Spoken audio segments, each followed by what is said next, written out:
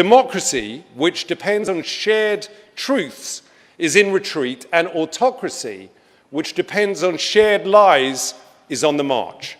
Hate crimes are surging, as are murderous attacks on religious and ethnic minorities. Now, what do all these dangerous trends have in common? I'm just a comedian and an actor, I'm not a scholar, but one thing is pretty clear to me. All this hate and violence is being facilitated by a handful of internet companies that amount to the greatest propaganda machine in history. Facebook, YouTube, and Google, Twitter, and others, they reach billions of people. The algorithms these platforms depend on deliberately amplify the type of content that keeps users engaged, stories that appeal to our baser instincts and that trigger outrage and fear. It's why YouTube recommended videos by the conspiracist Alex Jones billions of times. It's why fake news outperforms real news, because studies show that lies spread faster than truth.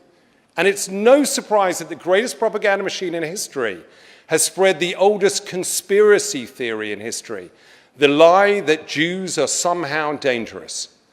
As one headline put it, just think what Goebbels could have done with Facebook. Zuckerberg tried to portray this whole issue as choices around free expression. That is ludicrous. This is not about limiting anyone's free speech.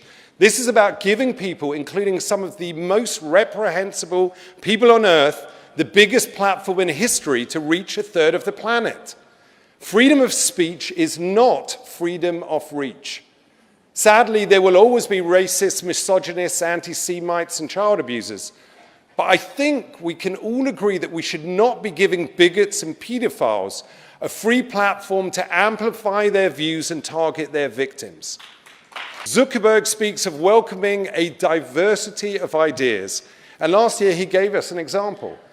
He said that he found posts denying the Holocaust deeply offensive, but he didn't think Facebook should take them down because I think there are things that different people get wrong. We have, unfortunately, millions of pieces of evidence for the Holocaust. It is an historical fact. And denying it is not some random opinion. Those who deny the Holocaust aim to encourage another one. If you pay them, Facebook will run any political ad you want, even if it's a lie. And they'll even help you micro-target those lies to their users for maximum effect.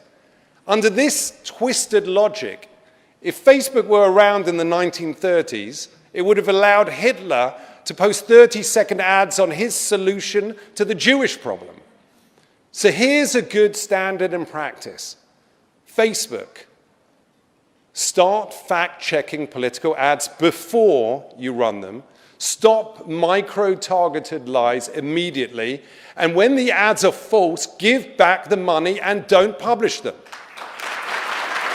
If we prioritize truth over lies, tolerance over prejudice, empathy over indifference, and experts over ignoramuses, then maybe, just maybe, we can stop the greatest propaganda machine in history. We can save democracy, we can still have a place for free speech and free expression, and most importantly, my jokes will still work. Thank you very much.